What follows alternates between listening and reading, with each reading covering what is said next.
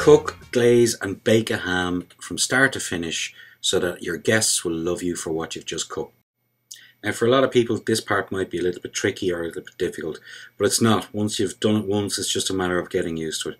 This is the H-bone, what would be known to you and me as your hip bone. Now the reason that we're going to take this out is because it facilitates carving. It makes carving the ham when it's cooked a lot easier.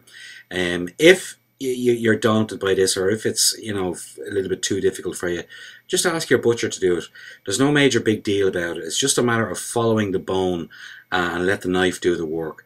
Now again, always remember, when you're taking the bone out of something, use a sharp knife. Don't use a blunt knife. The majority of accidents are caused with blunt knives. So as I said, use a really sharp knife. Now all that you're doing here is basically just running the blade down the back of the H-bone and then pulling it forward over the actual blade element of the bone itself, the actual hip bone. And again, it's just straightforward and letting the knife do the work. There's nothing difficult about it. It just seems a little bit difficult, but does not, trust me. Now that we've taken it out, the next thing to do is to get it ready for the cooking. Now when it's cooked, there's going to be a little pin bone here that will show you what it looks like when it comes out after it's cooked. Now we're boiling this ham here and we're allowing 20 minutes per pound. It's going into a cooking liquor of a studded onion, some cinnamon sticks and a few other herbs. Now we allow 20 minutes per pound and you can see that the pin bone I spoke to you about just comes out cleanly. Now the reason I'm doing a voiceover on this is the day I filmed this in the kitchen it was really busy.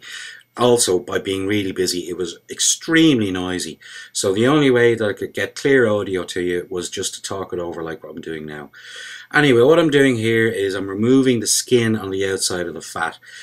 You don't want to leave that skin on because that will prevent a nice glaze coming up on the ham after you've put the mustard, the cloves and the sugar on it. So be careful when you're removing the skin also, because the last thing that you want to do is to pull lumps of the fat off as well. Now of course I've allowed this ham to cool down. This was the following day. Now when you get to the top of the bone, remove that portion that you can see me taking off here. The reason being is you want to expose the actual ham bone itself. It makes for good presentation, and also it really is handy to be able to grip the bone when you're carving. So keep going until you have all of the skin removed from the fat. As I said, it's the fat layer underneath the skin that you want to expose up, because that's what's going to help the sugar stick when we put the mustard on it. So make sure that all that skin is removed. Get rid of it all completely.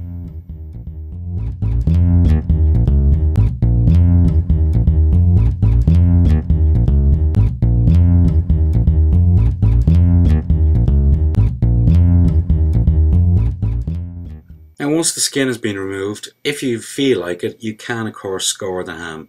All that means is basically cutting lateral lines across one way and then another way. Just removing little pieces of lines of fat out. It just helps in regards to presentation of the ham at a later stage once the cooking is done. It just makes it better looking. It doesn't do anything to help the flavour of the ham or anything to that effect. It's just for presentation purposes only.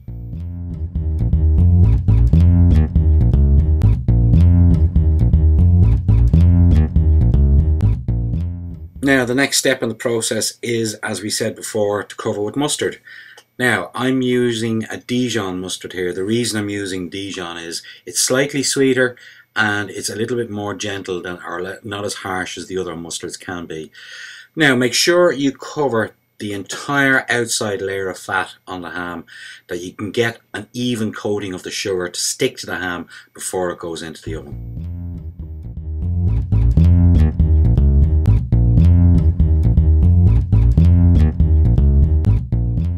Next step is the cloves. How many you put on, there's no hard set and fast rule about it. Just depends on how many cloves you like. If you like a lot of cloves, put a lot of cloves on. If you don't, ease off on them. But you do want to have the cloves on the outside of the ham. It is an essential part of the overall seasoning and the end flavour of the ham. Now that we've studded with cloves, the next thing to do is to put on your sugar.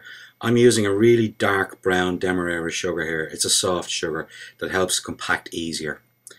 You can see now that by pressing down onto the ham, the sugar will congeal and form a nice crust on the outside of the ham before it goes into the oven, and this is exactly what we want. The reason we want a hard crust is that as soon as that heat hits it, it's going to begin to melt, and it's going to, as I said, form that crust on the outside of the ham, which of course is what this video is all about.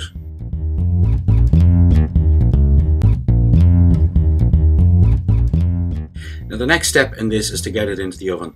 This is going into a hot preheated oven of 220 degrees centigrade. Now the oven temperature will drop obviously when you open the oven door, but remember it will come back up to 220 pretty quickly.